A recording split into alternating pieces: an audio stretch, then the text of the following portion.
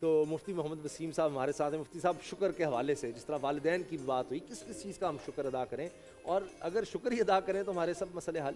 کتنی پیاری بات۔ بسم اللہ الرحمن الرحیم۔ دیکھیں، بنیادی طور پر جس چیز کا حکم اللہ تبارک و تعالیٰ عطا فرماتا ہے وہ عبادت بن جاتا ہے۔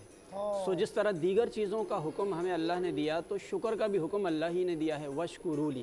سو یہ ایک عبادت ہے، لیکن اس عبادت میں اور دیگر عبادات میں بڑا ڈفرنٹ ہے، فرق ہے۔ وجہ کیا ہے کہ اللہ نے دیگر عبادات کا جب قرآن میں تذکرہ کیا ہے تو ان کے اندر استثناء فرمایا۔ استثناء کیسے فرمایا؟ جیسے کہ رزق کا تذکرہ کیا، ترزق من تشاء بغیر حساب، کہا میں جسے چاہوں بلا حساب رزق دوں، لیکن جسے چاہوں، یہ جسے چاہوں کا استثناء ہے۔ پھر فرمایا کہ وَيَتُوبُ اللَّهُ عَلَى مَن يَشَاءُ، میں جس کے لیے چاہوں اس کی توبہ قبول کروں، استثناء فرمایا۔ یہ دعا کا تذکرہ ہوا، عبادت کا تذکرہ ہوا۔ فَيَكْشِفُ مَا تَدْعُونَ إِلَيْهِ إِن شَاءَ، جس کے لیے چاہوں اس کی دعا قبول کروں۔ یغفر ما دون ذالک لمن یشاء، جس کے لیے چاہوں اس کی مغفرت کروں۔ سو بہت ساری عبادات کا تذکرہ ہے، لیکن استثناء ہے۔ قطعی طور پر یہ نہیں فرمایا کہ یہ کام کرو تو ہو گیا، لیکن ایک شکر ایسی عبادت ہے جس کے لیے اللہ نے قرآن میں فرمایا کہ اگر کرو گے تو قطعیت کے ساتھ فرمایا تمہارے لیے نعمتیں بڑھاؤں گا، لَإِن شَكَرْتُمْ لَأَزِيدَنَّكُمْ۔ تو یہ اللہ تبارک و تعالیٰ نے اس عبادت کو ایک خاص مرتبہ اور مقام دیا، بڑی عمدہ عبادت ہے۔ اچھا، اب اس کا لیول کیا ہونا چاہیے، یعنی کس لیول پر جا کر ہم شکر ادا کریں؟ اس کو میں شیخ سعدی علیہ الرحمہ کے ایک واقعے سے جو ہے بڑا خوبصورت واقعہ اس کو بیان کرتے ہوئے بتاؤں کہ کس لیول پر شکر ادا کرنا چاہیے۔ اس کے لیے دین اسلام نے معیار یہ مقرر کیا، ہمیشہ اپنے سے کم تر کو دیکھو۔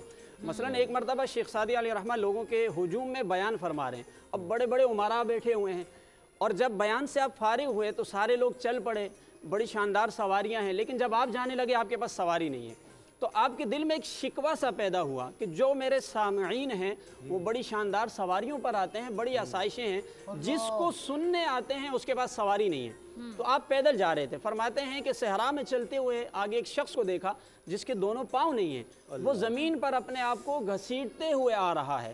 تو آپ نے اپنے رب کا شکر ادا کیا کہ لیول بتایا کہ اپنے سے کم تر کو دیکھو تو پھر ہمیشہ رب کی نعمتوں پر شکر بجا لاتے رہو گے۔ یہاں ایک چیز میں حدیث پاک کوٹ کرتا چلوں، بہت سارے افراد یہ شکوہ کرتے ہیں ہمارے حالات اچھے نہیں ہیں، رزق کی تنگی ہے، ہمارے معاملات خراب ہیں، ہمارے پاس فیسلٹیز نہیں ہیں، آسائشیں نہیں ہیں۔ میں انہیں ایک حدیث پاک سنا دیتا ہوں جس میں بڑی بشارت ہے۔ اللہ کے نبی نے فرمایا ایک شخص قیامت میں ایسا پیش کیا جائے گا جو دنیا میں رزق کے معاملے میں بڑا تنگ رہا، بڑا پریشان حال رہا، لیکن وہ اس پر رب کا شکر کرتا رہا، جیسا تیسا ملا اس نے رب کا شکر ادا کیا۔ جب اس کا حساب ہوگا، میزان عمل پر آئے گا، تو رب فرشتوں سے فرمائے گا کہ اس شخص کا حساب نہ کرو۔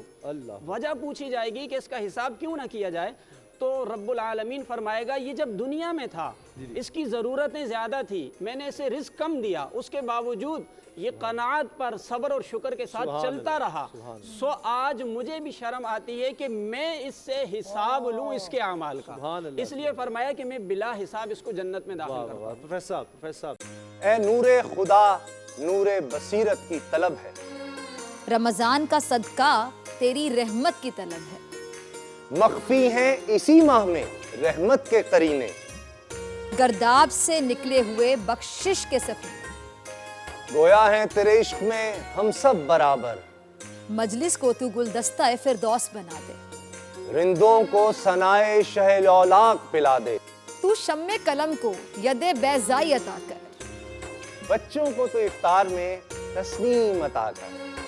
رمضان مبارک کی خصوصی نشریات رمضان میں بول، صرف بول انٹرٹینمنٹ پر۔ رمضان میں بول۔